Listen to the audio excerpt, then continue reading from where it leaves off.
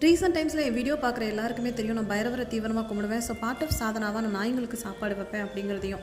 So daily evening வந்து சாப்பாடு வைப்பேன். எங்கள் ஸ்ட்ரீட் டாக்ஸ்க்கு எல்லாருமே வரும், சாப்பிட்டுட்டு போயிடும். ஆனால் அதில் ஒரே ஒருத்தர் மட்டும், இந்த வெள்ளை நாய் மட்டும் ரொம்ப ஸ்ட்ரேஞ்சுங்க. ஆக்சுவலாக வந்து இது வந்து பாஷா படத்தை ரஜினி மாதிரி, கேஜிஎஃப் படத்து யாஷ் மாதிரின்னு சொல்லலாம். ஸோ அந்த கேங்கோட லீடரே அதுதான். அத்தனை நாயும் இதுதான் வழி நடத்தி கூட்டிகிட்டு வரும். இது மட்டும் என் மேலே ஒரு அசாதாரணமான அன்பை காட்டுச்சுங்க. நைட்டில் நான் எங்கே போனாலும் என்னை ஃபாலோ பண்ணிட்டு வரும். வாக்கிங் போகிறப்பையும் கூடவே இருக்கும். ஒரு நாள் நான் கடைக்கு போனேன். அது என் கூட வந்து கடைக்கு நடுவில் வந்து உட்காந்துக்குச்சு. அவ்வளோ அதோட கழுத்தை பிடிச்சி கொஞ்சி விளையாடுவேன். அது வந்து ஒரு ஃப்ரெண்டு மாதிரி, ஒரு கம்பானியன் மாதிரி மாறி போச்சு. அதுக்காகவே மெனக்கெட்டு சில சாப்பாடு அதுக்கு பிடிச்சது அப்படின்னு ஆச்சு. அந்த டைமில் ஒரு நாள் அதோட கழுத்துலேருந்து திடீர்னு ஒரு ஃபவுல் ஸ்மெல் வந்துச்சு. அது ஒரு வாரத்தில் கடகடன்னு மோசமாயிடுச்சு. கழுத்தே ப்ரௌன் கலராக மாறி போச்சு. ஸோ அந்த மாதிரி டைமில் நிறைய ரெஸ்கியூவர்ஸை ரீச் பண்ண ட்ரை பண்ணேன் உண்மையிலே. பட் யாரோட ஹெல்ப்பும் எனக்கு கிடைக்கல. ஏன்னா நிறைய ஸ்கின் ப்ராப்ளம்ஸ் உள்ள டாக்டர் ரெஸ்கியூவர்ஸ் எடுக்க மாட்டேன் அப்படின்னு சொன்னாங்க.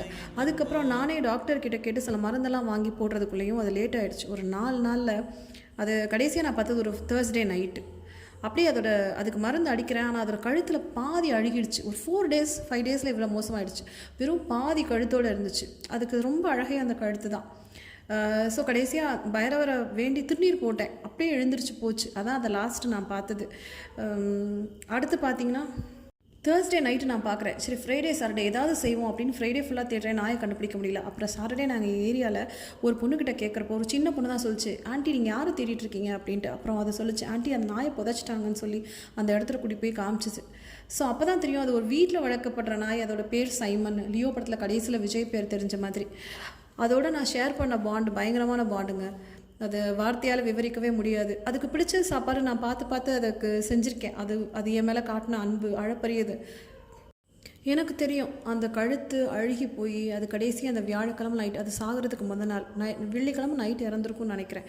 அது சாகிறதுக்கு முத நாள் என்கிட்ட வந்தது நிச்சயமாக சாப்பாட்டுக்காக இல்லைன்னு தெரியும்.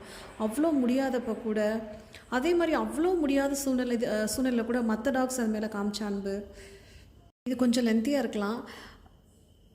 ஒரு நம்பிக்கை மட்டும் இருக்குங்க. என்னைக்காவது ஒரு நாள் திரும்ப அதை நான் வேறு ஒரு வடிவத்தில் பார்ப்பேன். என்கிட்ட அது வரும் அப்படிங்கிற நம்பிக்கை.